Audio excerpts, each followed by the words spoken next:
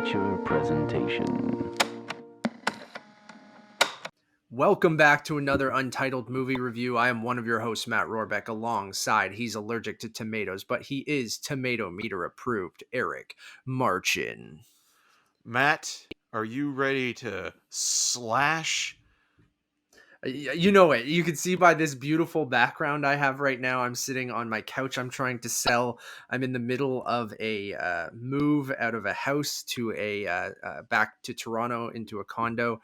So things are a little hectic right now. I don't even know if this will work properly. I'm recording on my 10-year-old MacBook. I have, so, Welcome to my world, Matt. yeah. Welcome to my world. On my end, you do look quite pixelated right now, We'll but see. I'm hoping that's only on my end, which is also, I'm working I mean, you from look a like shit laptop. on my end too. So like, Great. I think when Fantastic. I think when I try to put this together on this ancient MacBook Pro, we'll see if it all comes together, but the audio should work. So hello everyone. Today we are reviewing David Gordon Green's Halloween Kills, the sequel to his 2018 legacy sequel slash not even a reboot, but legacy sequel. It is now playing in theaters. We're a little bit late on this review. Again, because I'm moving, it's a little hard for me to, I've already packed up my computer and all that stuff. So it's just been hard to find a time where I can stop packing and sit down for a little while and talk to Eric about this movie. Because it's been out for the whole weekend, and I think most people who have wanted to see it has seen it. It did really well. It did 50+ million. It's on Peacock in the US. I think Eric and I will do a spoiler-free thoughts at the beginning, but then because we're a little bit late with this and people have had a chance to see it, I think we should just go full spoilers for the rest of the review after that. So maybe a couple minutes on spoiler-free, Eric, and then we'll kind of get into like just our complete thoughts with spoilers. But Eric, how are you doing? Well, Matt, I found out that my next door neighbor is both an anti-vaxxer and a party member of the nationalist group, which is great stuff. And so at least Halloween Kills isn't the worst like news or thing you've had in the last couple days then. No. And I think like when you're looking at Halloween Kills from the perspective of the body of work of Michael Myers. Oh, by the way, happy birthday to Michael Myers, who apparently turned 64 today. Good. As we're recording this. There we go. Congratulations, buddy. It's still a better directed movie and sort of constructed film than say, like 80%, 4, 5, and 6 and the Rob Zombie films, which there are people that really do love the Rob Zombie movies, and you rewatched the first Rob Zombie movies and 2 last night. Oh, Matt. Ooh. Most of 2. You'll have some perspective then with what I think is most interesting about Halloween 2, the Rick Rosenthal film that was the follow-up to John Carpenter's movie from 1978, and Rob Zombie's Halloween 2, and now David Gordon Green's Halloween Kills, is each one of those movies prominently takes place at a hospital. And what's even more fascinating about Halloween 2 and Halloween Kills is that Laurie Strode, for the most part, is sidelined as you follow other characters within the community, or in Halloween 2, you follow a bunch of doctors and nurses getting picked off one by one. This movie kind of, its main focus, or what it's trying to kind of convey, is that it's Michael Myers versus all of Haddonfield. And it's one against all. And it's the idea that, mob mentality is both a good and bad thing. It's kind of muddled in its messaging, but a lot of the legacy actors from the original film are back, whether it's just in character name being played by somebody else. You have people like Anthony Michael Hall playing Tommy Doyle, who was played by Paul Rudd in Halloween 6, which was his first film, and Paul Rudd went by Paul Stephen Rudd at that point. And then you have characters that are played by actors that you'll have seen recently in things like Midnight Mass. So you have someone like Robert Longstreet, who plays sort of one of the survivors of that night, that fateful night in 1978, or Charles Cyphers, who was the original town sheriff in in the 1978 John Carpenter version. So it's Kyle very much Richards as Lindsay, who you guys, yeah. So who's on Real Housewives. I didn't even know that. So they're picking all the greats, in terms of who they're going back Thespians, to. yeah. And that's the thing with this. Michael Myers is obviously a very iconic character, and Jamie Lee Curtis brought more to Laurie Strode than what was written on paper for being a final girl in 1978 and continuing with that character throughout the franchise. But a lot of these supporting roles that they're kind of referencing to, I mean, unless you are a diehard Halloween fan, you're probably not going to get much out of that. I mean, there's even a fun little sort of nod to Season of the Witch, Halloween 3 with the masks. But I mean, also, Adam Wingard's The Guest did that in a fun way in terms of bringing those masks back. I found it to be not only disappointing, but a little bit frustrating with how solid of an adaptation was. or sort of a legacy sequel Halloween was in 2018, and then following it up with a movie that is more filler than killer and kind of feels more like a Friday the 13th movie than it does a Halloween film. Yeah, I'm kind of right there with you. I think it's one of the bigger disappointments of the year because I think that 1978 film is iconic and classic, if not a little dated, but still charming because of that. Like, I still watch it almost every year, and John Carpenter's score, and I just love like the atmosphere in that movie. Like, while today it kind of seems like quaint and not very scary, but like just the way that they use Michael in that movie of him just always being in the background or slightly out of focus or in the bushes or just, slowly stalking Laurie and her friends in that first movie, I think still has an atmosphere and a style to it that, even though it's still, you can tell it's made in 1978, it's still, I think, iconic and a great horror movie. And then when you come great to cinematography by Dean Cundey, who would go on to work with both Steven Spielberg and Robert Zemeckis, obviously having shot Jurassic Park. Yeah. And then you lead into 2018, and I think David Gordon Green and Danny McBride collabing on the script as well. Like, it was such a great version of the legacy sequel where it kind of played with your expectations from that first movie, added in some humor, brought in some of that kind of modern ultra violence and gore and practical effects from some of the kills. It like dealt with like trauma in a really interesting way, and I just felt like it was, like you said, like a pseudo kind of remake / legacy sequel where it kind of very much felt like that first film, but then flipped it on its head in that final act. And it was just like a lot of fun all the way through. And then you just had like a banger John Carpenter score, and it's, it had style and it had like an edge to it that felt like original, but still familiar.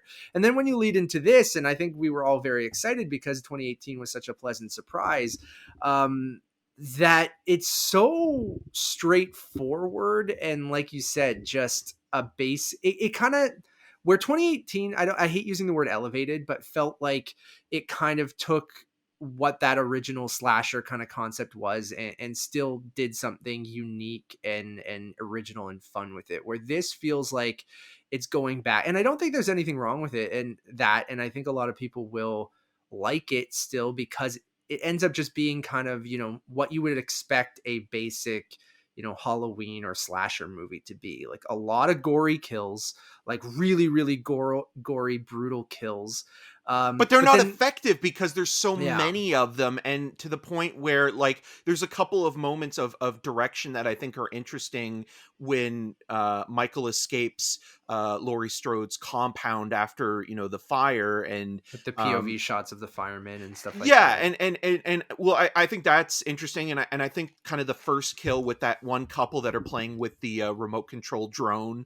I think is, let's save some of that stuff for the spoiler talk, right? But I don't think that necessarily kind of falls into spoiler. It doesn't, but I don't want to give away like exact details of the kills and stuff. Like, I'd rather hold that for spoilers. Does that make sense? Yeah, I guess. But I mean, it's been in the trailers as well, I feel like that first kill, like outside of like even the fire Oh, sure. Yeah, we know the that. first responders. But I And have some that first details about couple- that first couple that I want to talk about too. That I Okay, think are a yeah, little bit because more. with that though, I just wanted to say that I think like there's a couple pieces of direction in terms of how certain angles are framed that I think Yeah. are more interesting than I say agree. a slasher movie that was released in, you know, subsequently in the late 70s into Totally, the yeah. 80s, but this as a whole is basically just a generic slasher movie. And when And you that, get to sort of the Laurie Strode stuff, which she's mostly sidelined and in a hospital bed, what you kind of uh have to do based on that first movie if it takes place right yeah, after. but I mean, Jamie Lee Curtis, Judy Greer, and Will Patton are the three best actors in this movie, and for a large portion of the film, the movie's They're stuck in a relying hospital room. yeah, and the movie's relying more on sort of the legacy characters and the And they're survivors from not previous good. films. Anthony Michael Hall is awful, and even though Paul Rudd was offered the role and has worked with David Gordon Green before on Prince Avalanche, you think to yourself, okay, I just couldn't see Paul Rudd in this as this version of Tommy, because the version I of agree. Tommy I that think you'd he have to played change it a little bit. was more of like this weird kind of outcast that was kind of into sort of the macabre and sort of morbid nature of Michael Myers, and was kind of into like occult sort of fetishism But and wouldn't this stuff be like a that. different version of that character? It would Because be because of the series kind of ignoring timeline. everything Yeah. else, but at the same time, I still don't see him kind of playing that kind of conservative, you know, rah rally the troops, and I mean, Tommy Evil Doyle's dies tonight, his Eric. Evil catchphrase dies is "Evil tonight. dies tonight," and the way that he delivers it, you know, mobs have always been a part of horror movies. I mean, the Sure. first recollection of that is in James Whale's Frankenstein, where at the end of that movie you have this Which I town think coming this is, together yeah. and burning down the windmill that Frankenstein's monster's in. And so like that's not surprising, and it does say something, you know, in the time that we're in right now, where, you know, people are sort of having this moment of uprising and sort of combating against police and stuff like that. But it just doesn't necessarily feel like the message is very clear with how it's portraying the mob, because at Mhm. one point you have like, okay, yeah, these, you know, maybe it's better to be or safer in numbers, but at the same time, just because you're in these sort of pockets of groups walking around, you're still really not safe against this, you know, force of evil. And then on the other hand, it's saying that like, you know, mob mentality can treat those that you know, are different as poorly as any one individual. And it gets to a point where it's like, okay, well, who do we blame for certain scenes of violence that are thrusted upon those that are mentally ill, and not Yeah. just Michael Myers? It's not sympathizing with Michael Myers in any way, but it is sympathizing with those, or at least it's trying to convey that, you know, people that have been diagnosed with depression or schizophrenia or any type of mental illness Can be are perceived. vulnerable Yeah. to these mobs, to these groups, because they're it's a pack mentality. They're not And thinking. I agree with, yeah, and I think that there's some interesting stuff there. I just think the way that it's presented is so janky and so kind of, I don't know, one note, that it just doesn't work. And when you have, you know, the quality of actors that you have throughout the movie, and just when it comes from the, you know, bad dialogue to just moronic decisions throughout the entire movie, your suspension of disbelief can only go so far, that this town would be doing this and these people would be acting in this way. And like, and it's so the mixed messaging of like, do they know about Michael Myers, or did everyone forget about Michael Myers? But they And there's seem some, to know, because everybody knows the Michael Myers house. Like people yeah, still are but then aware. in that Like you have bar a real, scene, you have a gay realtor couple sure, living in this house, and yeah, they tell the younger kids that are kind of trying to Sure, play that a wouldn't trick on know them, them. Yeah. but it seems like they can't sell this house because of what it's known for as a murder house. I get that, but then at the bar in the beginning, it almost seems like Tommy's like talking about this story, and people are like, "Oh my god, it's that guy!" And like, I didn't know about this event, or some people are, and like, I guess that's part of what the movie's also trying to do, of like, building a legend or this evil that is like, is it just this guy who wants to go home, or did this town build it up of this guy who killed four people that one night, and they built it into this thing, and then everyone's obsessed with him, and which is why he, the more people that get involved, or what's he actually doing? Is he after Lori? Is he not? Is he just, again, it's just homie just wants to go sit in his sister's bedroom, but like, it's It's a mirror's reflection, Matt. He yeah. wants to stare back at himself. So let's And get my into dogs are barking right now, which is actually Yeah. it works, because in that first Halloween movie, when a dog barks, it's indicating that Michael like Myers is nothing. around. And that's a great point of that scene. Remember when he chokes out the dog in that first movie, which is It's just brutal. so brutal, and just the way the dog's leg goes limp, and the way that it's shot is so stylish, where I just feel like everything in this relies so heavily again on the gory kills that But you become numb to it after a yeah. while. Like, there's a couple moments where it is comedic in terms of its execution of how sort of certain scenes on the side of these townsfolk, these mobsters, Big John, basically. Little John. Big John, well, not them, more so like, Oh, the the the mob, nurse and yeah. the doctor, and there's Yeah, one sure. moment where it kind of does feel like it is going for, again, like an Adam Wingard kind of style of violence, where it is comedic in terms of its execution and the payoff, and it is kind of funny, but again, it's so grotesquely violent that you just aren't really interested in, or can't really sum up the movie based on like one or two kills. Like, it's No. the whole film, you're watching it, you're thinking to yourself, okay, we've seen how brutal it can get, and it works quite well in that first movie. And I think with someone like David Gordon Green, his career, I think we've talked about him before, where like, he starts as this indie filmmaker With George and Washington, yeah. George Washington and All the Real Girls and Snow Angels and things like that, and he kind of moves into the studio system doing comedy, but he brings Stoner comedy. yeah, with Pineapple Express and Your Highness and even The Sitter, which I also think that there's a moment in this movie that is directly riffing on The Sitter, because in The Sitter you have Jonah Hill's character sitting down watching a movie, and it's not like a movie that you'd expect it to be. It's the Dolph Lundgren, Brian Benben movie, Dark Angel, or it's also known as I Come in Peace, which is about these two cops that are chasing after this alien that's sucking people's brains out and turns it into like a drug. And then in this, you have Big John and Little John watching Minnie and Moskowitz, the John Cassavetes movie. So like, I feel like there is some of that kind of David Gordon Green interjection there, but it also Sure. feels like he's a little bit kind of like tired with this, and he even has said that it was only supposed to be two movies, and you can kind of feel This like very they're much just kind of yeah.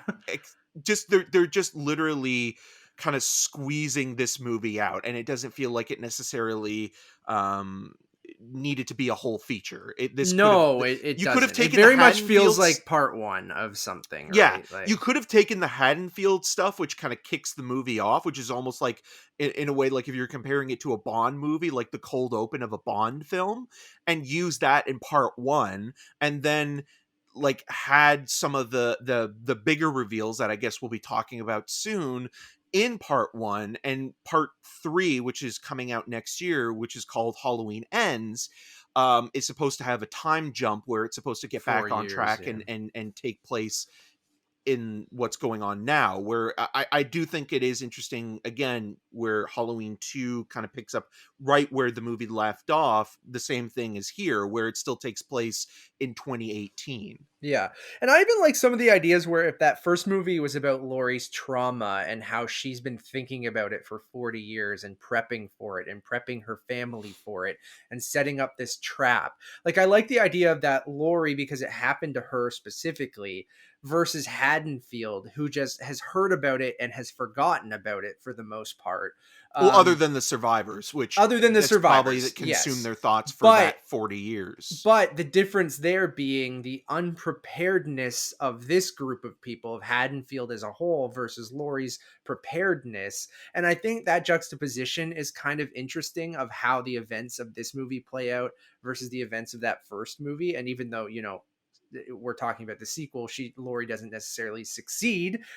You think she succeeds in that first movie, and it probably should have just ended there. We probably didn't need these sequels, but like, no, but it is a Blumhouse production, and even yeah. going past sort of criticizing Blumhouse for making needless sequels, it's your classic stance of a studio looking at a horror movie that's made for a certain 40 amount million, of whatever, but yeah. and then it does really 20 well, million maybe, yeah. so you want to capitalize on that. And so I get that, but then so I do like that juxtaposition of going, okay, Haddonfield is unprepared and they're just filled with emotion in this moment, and they, homie grabs a fucking hockey stick, dude grabs a bat, like, yeah, to go old after Huckleberry, the bar vat, to go after Michael Myers, and you're like, what are these people thinking? So like, I can kind of buy into that a little bit, but the movie doesn't do a good enough job of balancing, those story beats and the lore and the kind of social commentary and stuff about mob mentality and building up this person into this,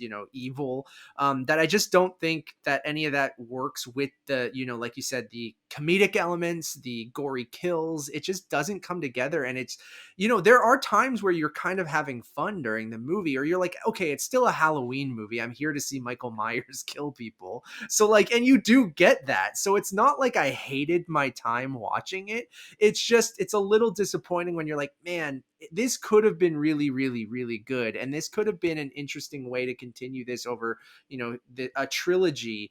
And you just completely kind of whiff on the second movie by just focusing more on like the kills, and then all that kind of other stuff doesn't necessarily work, where the script feels kind of janky, and then, and things like that. So it ultimately just ends up being kind of a disappointment, but not like unwatchable. Like I'm still probably going to watch this movie quite a bit, because I'll end up watching the 2018 movie and I'll go, well, I might as well throw on Halloween Kills because it takes place right after, and just watch it.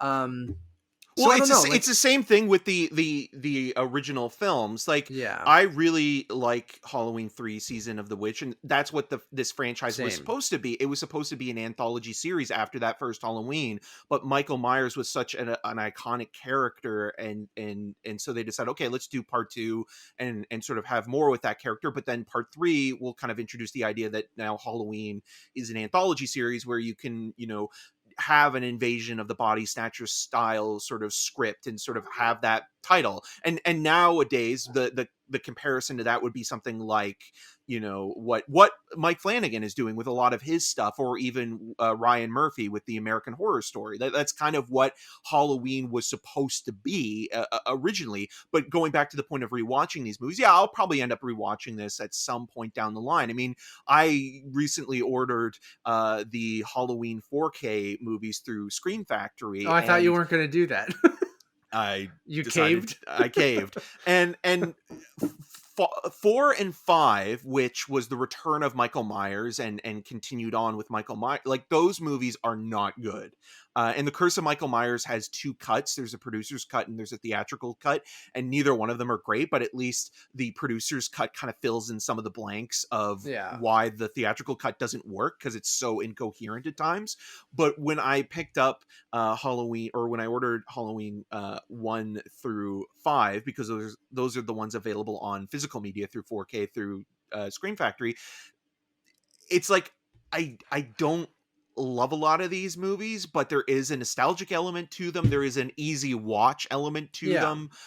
There is an interest and fascination of being like, okay, this movie came out at this point in the 1970s or 80s, so it's of its time. So it's kind of interesting looking at it as a time capsule to see kind of how the studio system looked at Michael Myers or the slasher genre in general. So there are reasons to revisit this movie down the line, but this isn't something like Dune, where Dune was still a major disappointment, but I'm willing to give Dune the benefit of the doubt when it comes to revisiting part one and looking at it how if we get part two or a series and how it kind of all fits together, where Halloween Kills, even though it's part of a trilogy, it doesn't necessarily mean that it's going to add anything more to the No. legacy of the There's character. one again, and we'll get into spoilers, and then that way we can kind of talk about it. But I do agree with you that it is a complete movie. That's the thing. Like, it's not like, especially knowing that there's a time jump coming too. It's like,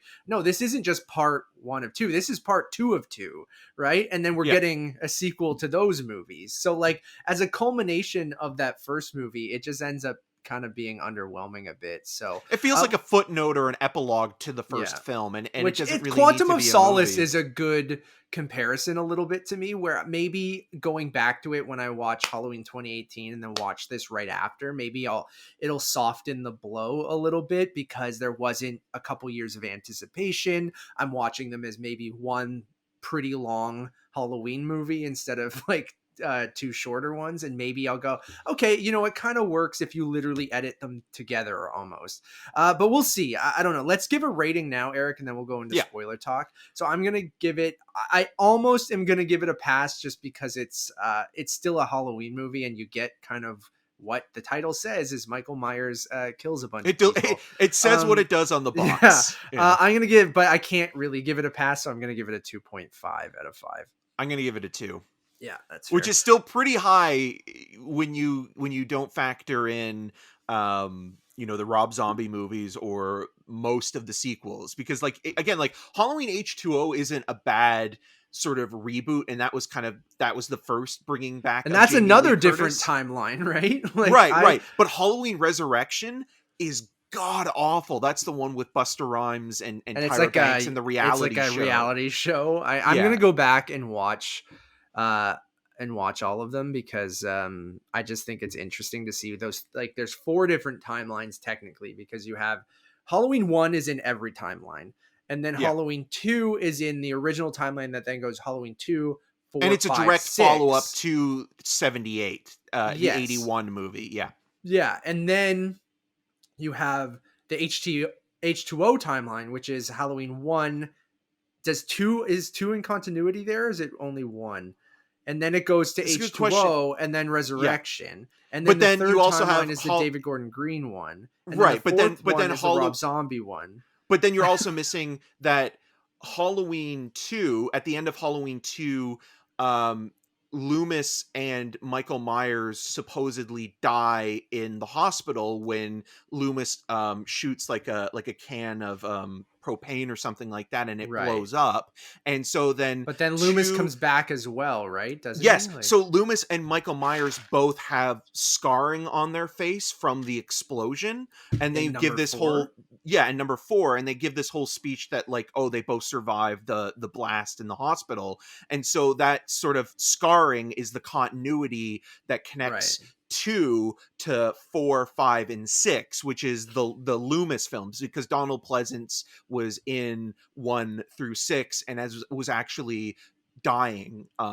He had heart problems and died shortly after the making of, or during the making of 6, because they had to do some ADR lines with another voice actor and had to kind of re-edit the ending of the movie because they couldn't get him. And Donald Pleasance was a guy, British actor who during World War II was a fighter pilot, was shot down in enemy territory, was a prisoner of war, was grateful for having survived the ordeal, and was always up to do whatever role that he was given. And somebody asked him, like, do you get tired of doing the Halloween movies? And Donald Pleasance's response was like, no, I absolutely love doing them. So I think if he were still around today, he would have continued to make those movies. And there's an interesting thing in this that we'll talk about in and it's just interesting. And then Halloween Part 3, Season of the Witch, is in its own world. Although there is timeline. There is a scene in Season of the Witch when Tom Atkins's character, who's in a lot of John Carpenter's movies, including The Fog,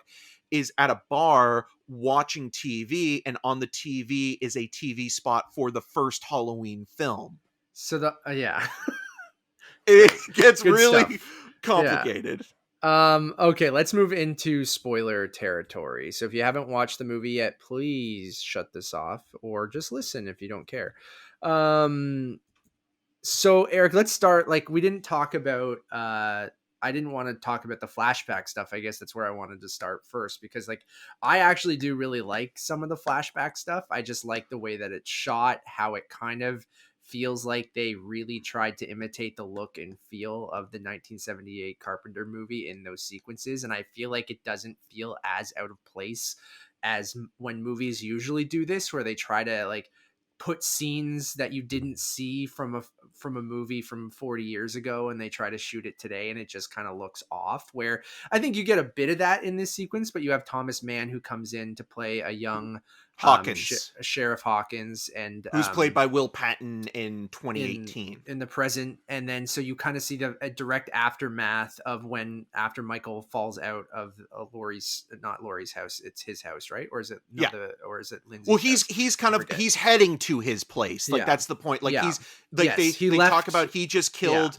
the Annie and and he's heading home, and so then that's when you're also introduced to the Doyle family, and I kept thinking of like O'Doyle from the Billy Madison universe as well, and sort of you also get Lonnie as well, Robert Longstreet's character as a kid, and I got a little bit confused with that as well, because I was thinking, oh, are these the kids that were being babysitted by Laurie? And so I was, because like Lonnie I thought was that character, but I'm not sure anymore. I think Lonnie was just referenced in the first movie, I think. Yeah. Maybe? Well, Ben Tramer is as well, who is Laurie's date, who gets killed by Michael. And so like there are those references. And then to your point, I think David Gordon Green and Danny McBride put the most effort or thought into this sequence, but it almost feels like it's something that came out of like, it was a last minute thing where it was like, okay, well, we have to have a third movie now because we're obligated. Like this whole movie feels like it's out of obligation. Like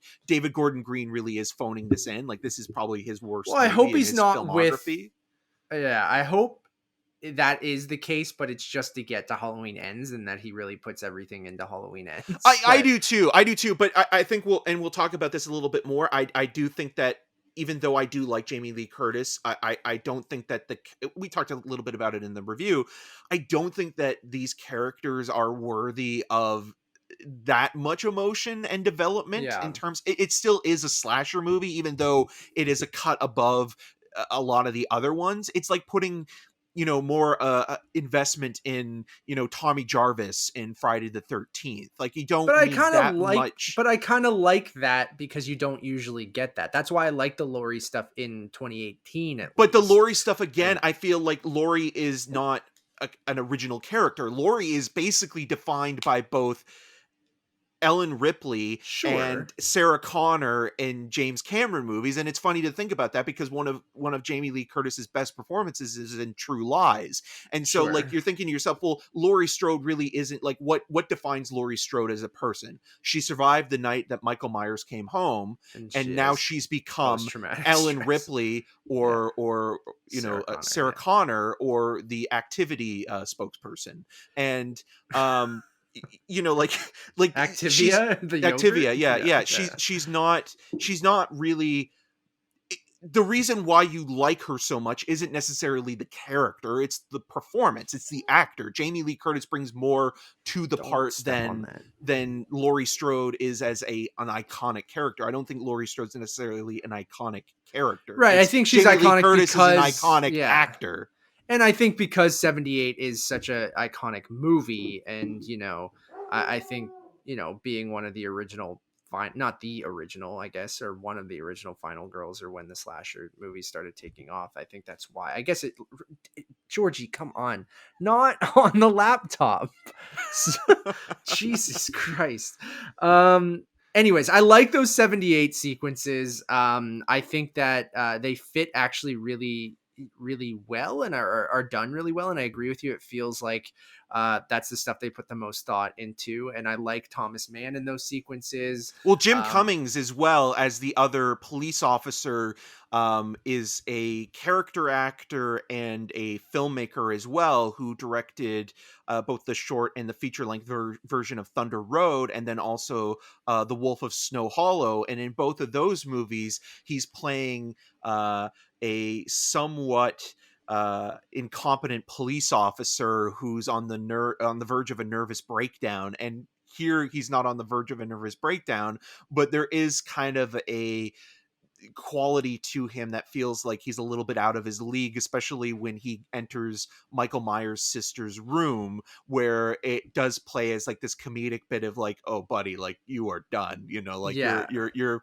finished. And I'm a bit of a sucker for directors popping up in like actual acting roles. And it's going to be funny because next year Luca Guadagnino has a horror movie coming out with not Zendaya, I was going to say Zendaya, Taylor Russell and Timothy Chalamet, called Bones and All, which David Gordon Green has a supporting role in that. Oh really?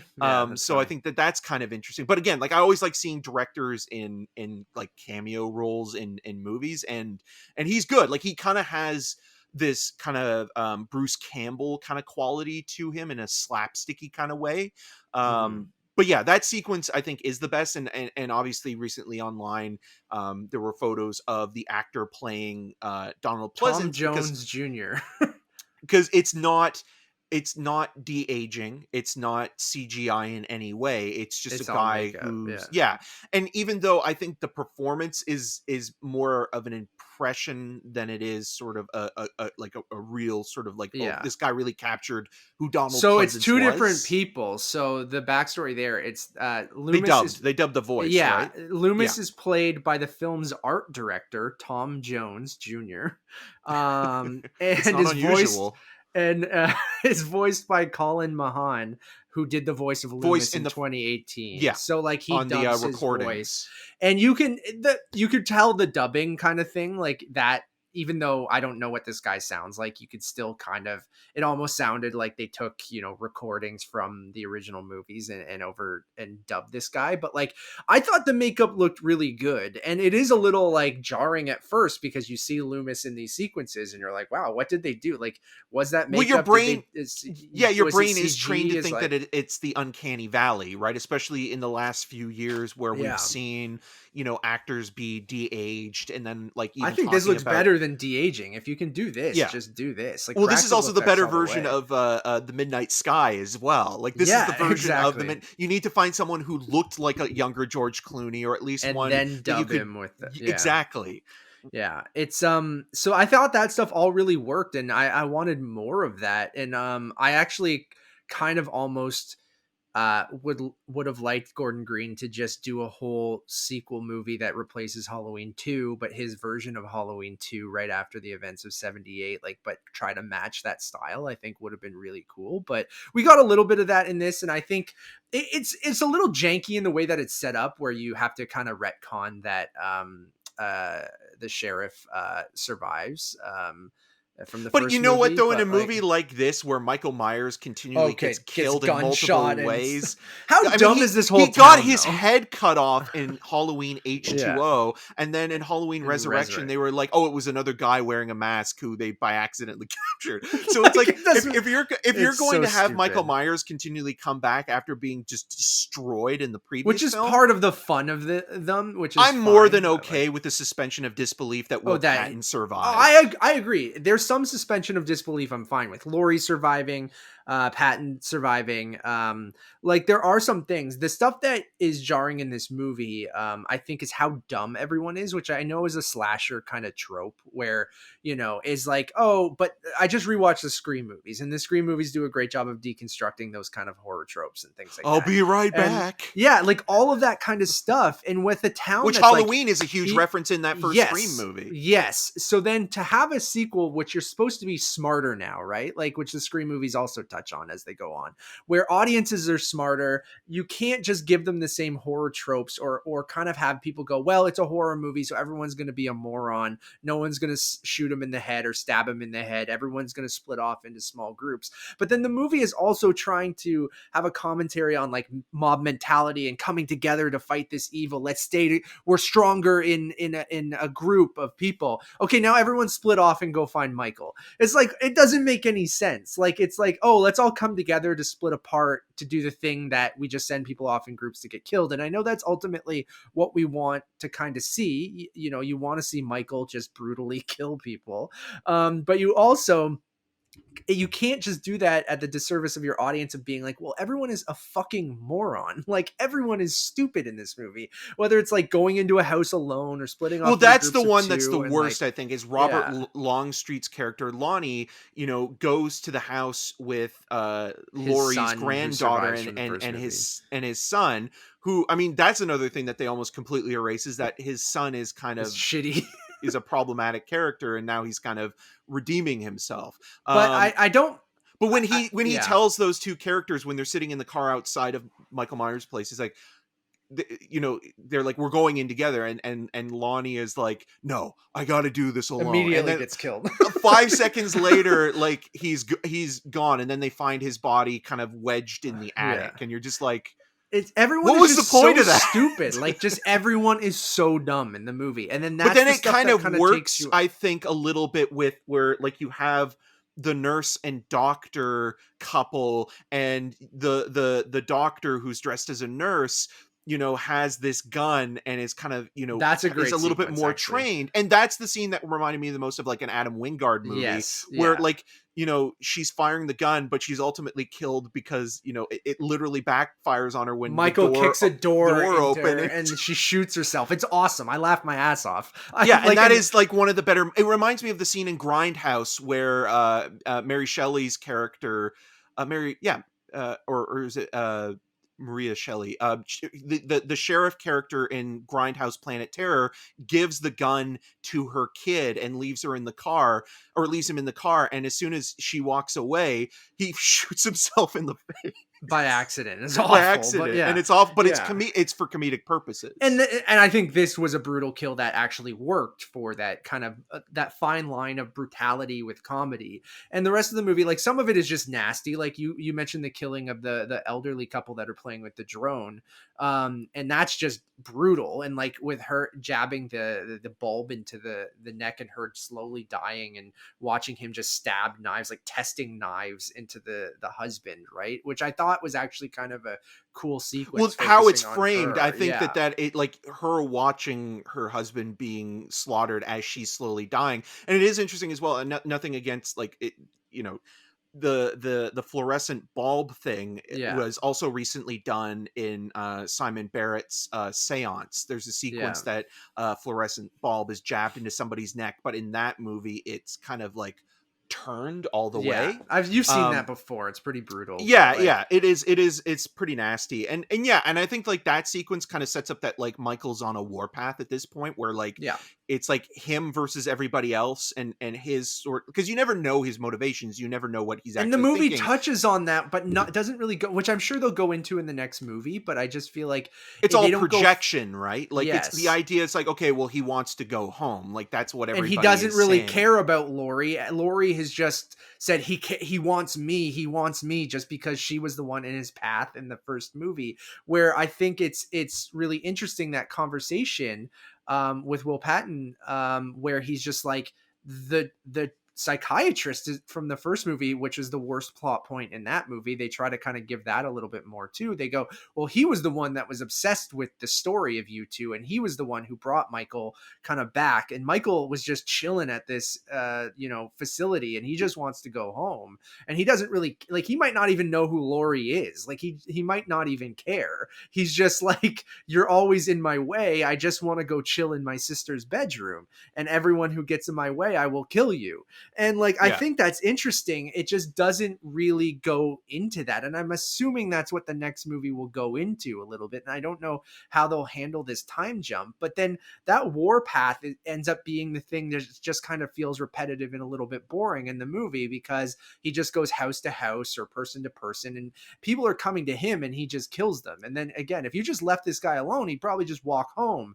And like, but no. I think the only people that are really truly in danger in terms of like, if you were to avoid Michael Myers, are the gay realtor couple. Like, I think they're the only ones that are in any sort of true danger because they're living in his house. Yeah. Right? I mean, he does go house to house. Like, he could have just walked by these houses, but it's almost like he'll walk a straight path to his home, but if he sees you on the way there, he'll kill you.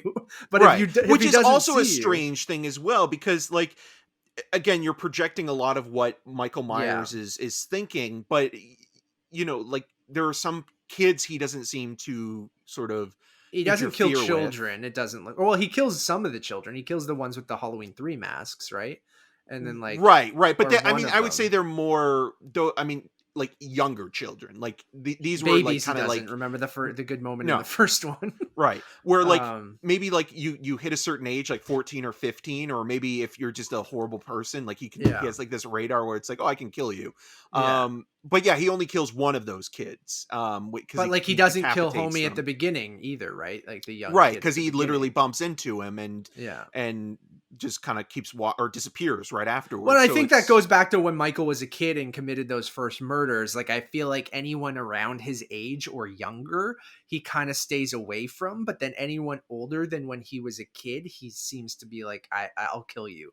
And like, I just, again, the movie doesn't go into these things or what Michael's thinking. And I don't necessarily think we kind of need that. But it's just there's this war path he goes through. He just kills everyone on the way. I think it's interesting when you get to that final there's the moment in the hospital which I just don't think really works at all, when it kind of gets out of control and they use the patient that escapes from the bus in the first movie or the 2018 film, and everyone thinks that he's Michael, which just makes no sense. But I get when you get caught up in a mob, that's why they're kind of trying to make a social commentary on that. And there's a nice moment between Karen and this patient where she's trying to help him, but even that feels a little bit out of character for Karen in the way that it's both heavy-handed and also it's like, okay, the way that they kind of show the sequence of her kind of trying to hide him, it just kind of feels like Karen isn't that kind of character. Like she wouldn't be the one to really help somebody like that. Like I feel it would almost be the granddaughter more than anybody I don't know. else. I saw some sympathy there in the first movie that you kind of get that, like, she is a little jaded towards it all, but I feel like she just doesn't do a great job at it. She just locks this guy in this hallway, and you're like, I don't know if that was the greatest. Like and then everybody kind of just brushes it off as like, Michael has turned us into the monsters. Yeah, and it's like, you people all just murdered a man. Like you should all be going to jail. Yeah. And then Tommy just like, and his continuous kind of trying to bring everyone together to take it down is just so awful. And just the way that it's handled, and that final sequence when they Karen helps them lure Michael, away from after he kills Big John and Little John, and one of which is played by Michael McDonald of Mad TV. So the whole time you're thinking about Stewie, and then the other actor what I can do. Scott MacArthur. So like, you're just the whole time like, it's a shame because Michael McDonald's death in the Austin Powers movies are more memorable than his death here. And I was thinking, oh, he's gonna get like Mike Myers. Yeah, exactly. He's gonna get a real fun death, and like in the first Austin Powers but movie, he does do this as well. Yeah, he's the guy that is like when Mike Myers is on the steamroller. Yeah, so stupid. I love that. So then you get this mob sequence at the end where you think Michael's just gonna fuck everyone up, but then everyone just beats him with baseball bats. Yeah, and then you have Charles Cyphers, who plays the original sheriff, repeat the line that he does in the original, that everybody's entitled to one good scare. And that performance, again, like you can, like he was a good character actor, but you can kind of tell he hasn't been working for a while. Which most of that cast, you can tell, hasn't been working for a while. Yeah, and then I Michael, can't say that about Anthony Michael Hall, who has still been working steadily for his entire career. And then you get Michael, after being shot multiple times, beaten with a hockey stick and a baseball bat. The guy who brought a hockey stick, dude, come on. And like, and then just, this is the thing that pisses me off the most. Karen, who in the first movie has a great moment of like tricking Michael and helping trap him and be like, gotcha, with the shotgun and stuff like that. She has the butcher knife from Michael that he used to stab her daughter, and her daughter's ankle's broken, or leg is broken, and like she's out there, she lured him, they beat him down, he's on the ground, she has the final blow and like stabs him in the shoulder, and I'm like, what are you doing? Why? Like, this you need to decapitate that guy, and then you need to burn his body and make sure that the ashes don't rise into the clouds, everyone who and has then a rain gun, acid rain, and then reanimate zombies. And I get that you need to have the third movie, it's already been announced, but I Right. just can't have your characters be this fucking stupid. Like, it just takes me right out of it. Like, you can have a little bit of people acting dumb because of like what I said, like impulse and like the mob acting stupid with like hockey sticks and baseball bats and shit like that. Like, I can almost buy because everyone gets caught up in this moment. They've been drinking. It's Halloween. They're like, let's fucking get this guy. Everyone comes together. They can make stupid decisions. But Karen making a stupid decision doesn't make any fucking sense to me. Like, it just, Well, she is a she's, Karen. and like, yeah, but like it really, yeah, she deserves what she gets. No, it just doesn't make any sense. Like, when you have Lori and Karen, like at least in the first movie where you lock them and you set the house on fire with the gas and stuff like that, I can see why you think you killed him.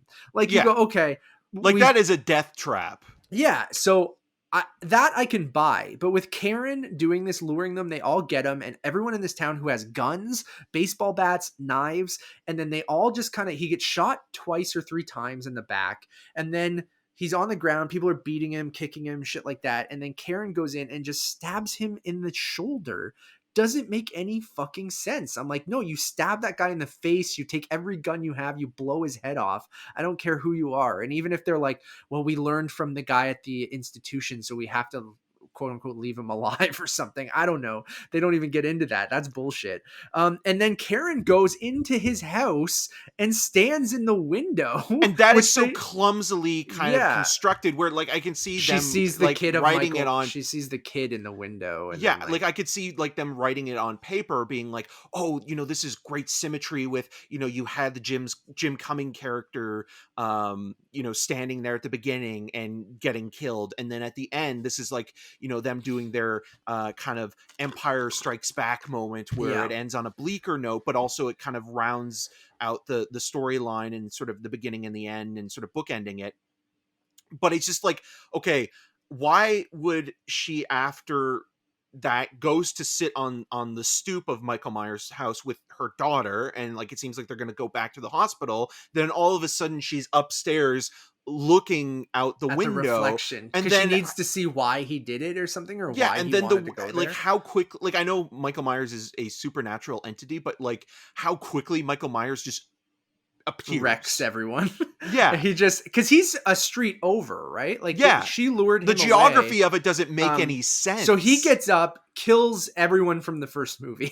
Like, Yeah. everyone. He kills the sheriff, kills Tommy, kills everyone Yeah, and except then for Tommy's death is supposed uh, to be more impactful the way it's shot, and it's like, oh no, like this character that we've come to really like is like, I don't care about I I don't care don't about care Tommy about Doyle. Tommy. No. If it was And Paul then, Rudd playing Tommy, then yeah, because it's yeah, Paul Rudd. But yeah. again, like I could not see Paul Rudd playing They'd this have to version of Tommy. restructure that character and make it more Paul Ruddy if he was there. Yeah.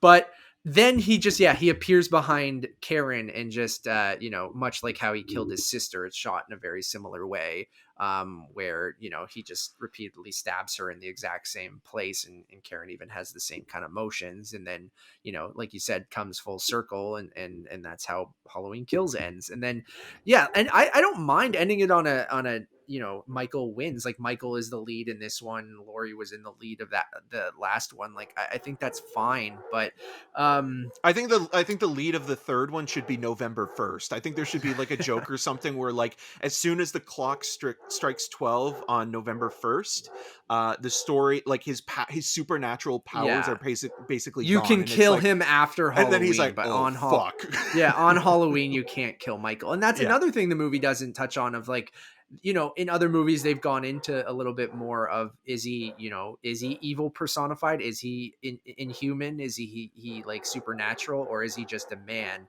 And I Yeah, mean, when this he takes movie, off, when the mask is taken off of him, it's Nick Castle, who was the original shape and is yeah, also a filmmaker as well, who directed The Last Starfighter. And so when you see, with him with the mask off, he's just a sort of an senior older man, citizen with yeah. a bald spot, and you're just kind of like, oh, okay, that's not Yeah. really scary at all. But the way that they kind of frame him, they don't They show frame him it head really interesting, on. and I like Yeah. that. That's the good filmmaking stuff that is in the movie. It's just like, yeah, ending on that note with Karen, and now you're gonna have a time jump. Like, I'm really curious of, like, does Michael just go away? Does he get captured again? Like, what 4 years later is a pretty big Maybe he time jump, and disappeared. like, Maybe yeah, he's just been chilling in the house, you know? yeah, they just let him chill there. They just make a perimeter. Anyway, so like, I'm curious of how you do Halloween Ends now, and I really do hope that this does feel like an epilogue to that 2018 movie, and I think Quantum of Solace is a really good comparison because Quantum of Solace, I think a lot of people felt a similar way of coming off of Casino Royale being like a really good reintroduction to James Bond and sort of a reboot. And like, I think 2018, your dog's just going nuts. I know. There's And either somebody at the door yeah, delivering something, Michael yeah, Myers, or yeah. somebody's coming in. And then you get into Quantum, which just kind of ties up loose ends and feels a bit underwhelming compared to that movie because it's just an epilogue. I feel like that's a pretty apt comparison. So I'm curious, like I'm still excited for Halloween Ends. Like I think David Gordon Green won enough, of my support in that 2018 movie that I still want to see how this completely plays out.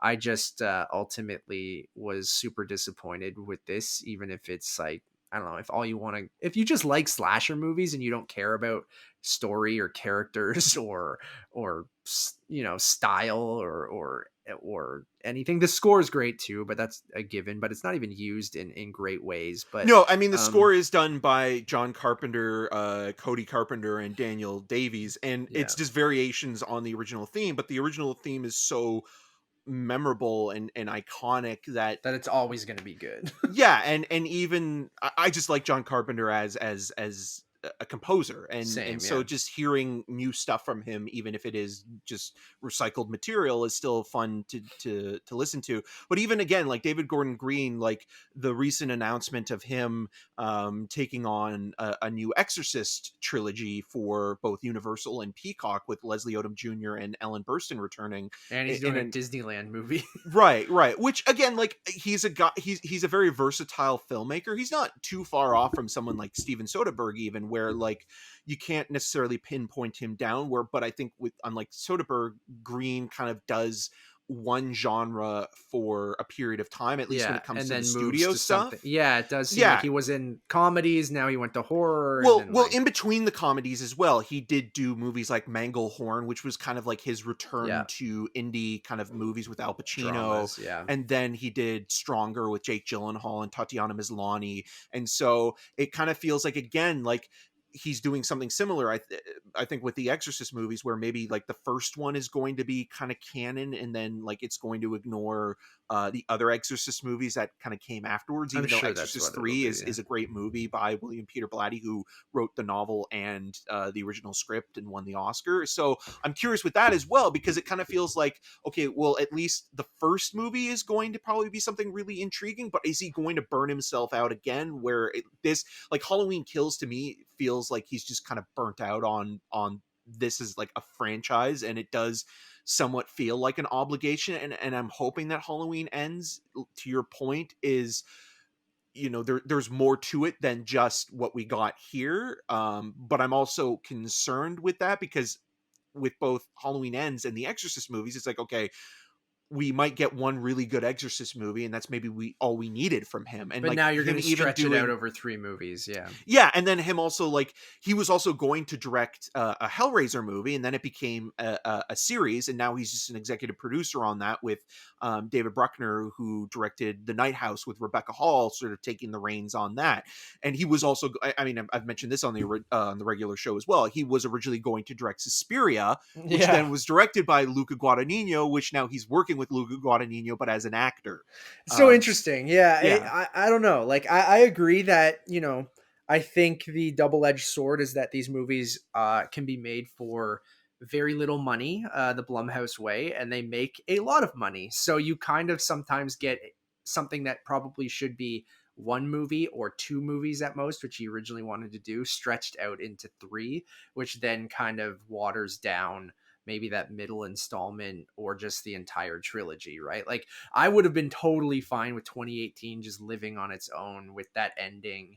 I think it's almost like, a perfect sequel to that original film 40 years later. And then It's a yes, one and done thing almost, it feels like, with David yeah, Gordon Green at this point. Like, our minds might change with Halloween Ends, but it's like you bring in a guy like that, he does his one movie and adds some indie cred or artistic vision to a Yeah. franchise. Like, again, to your point with the Bond movies, where they started bringing in people like Sam Mendes and Cary Fukunaga, and And even they're Spectre, look at that follow-up compared to Skyfall, feels like it's from a completely different person, because it feels like Sam Mendes wasn't as interested in yeah, Spectre as it I was know more you like, like it a okay, little bit more than I yeah, do, but but no, yeah. I do agree with what you're saying though, where like it's like, oh, Skyfall was so successful, so do I want to do another movie because it was it made a lot of money and it gave me a lot of critical success and acclaim, even more so than being a known theater director and an Oscar winner and things like that.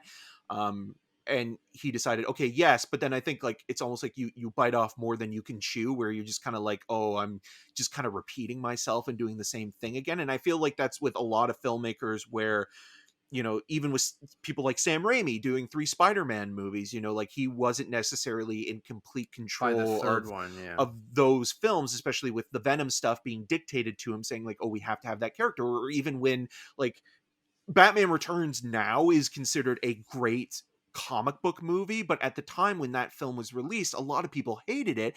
And even though Tim Burton got to make more of his movie with Batman Returns than with Batman 89, his pitch for the next, because he was going to do a third Batman movie, but executives wanted it to be lighter in tone, and he was just like, it's not working, so I'll just Yeah. stay on as a producer and No, then bring in yeah. someone else to reboot it, basically. So it'll be interesting. We'll see. We only have to wait 1 year, which I don't think they've even started shooting Halloween Ends, which is, I know these probably don't take very long and don't cost that much. So um, I'm sure they'll have no problem, but I think it's not shooting until January, but comes out next October. So we shall see. It performed very, very well, even though it was available on Peacock for most people. So I mean, good on it. It was the highest R-rated and horror movie opening since the pandemic. So it's working. So let's hope that this third one works. But that's going to be it for us today. We appreciate everyone who has stuck around for the whole hour-long spoiler conversation and the spoiler-free review at the beginning. We have a lot of other content we would love for you guys to check out, both on YouTube and podcast services. So on YouTube, you can just search Untitled Movie Podcast. We should pop up there. We'd love for you guys to drop us a subscribe over on there. Even if you don't watch the video versions, it still really helps out. And then we're on podcast services everywhere: Untitled Movie Reviews, Untitled Movie Podcast, and Untitled Movie Conversations. We should have some cool stuff coming up. I'm still in the process of moving, so content will be kind of scatterbrained over the next couple weeks. You might get some reviews a bit later than we would usually post them, because I have to miss some Like screenings Halloween and Kills, things like that. Halloween Kills, but also the new French Wes Dispatch, Anderson and a couple of Antlers, a couple other things that I'm going to kind of miss the screenings of, unfortunately. So we'll have those either the day they come out or the week after, or something like that. As well as we're going to do a conversation on DC Fandom at some point. It's just scheduling. We're trying to figure all that out, as well as we have reviews up for Mass and other things that you guys can check out. So appreciate your patience. I promise I will get my new setup at my new condo. It might take a little bit of time, so you might get janky backgrounds and setups, but I'll make it work. So I really do appreciate it, everyone. As always, my name is Matt Rohrbeck. You can find more of my work around the internet, but mostly at untitledmoviepodcast.com, and you can follow me on all those social medias at Matt Rohrbeck. and I'm Eric Martin. You can find more of my video reviews at rogerstv.com/cinemascene and on the social medias at em6211. Until next time, Evil dies tonight. tonight. Or Evil does dies it? tonight.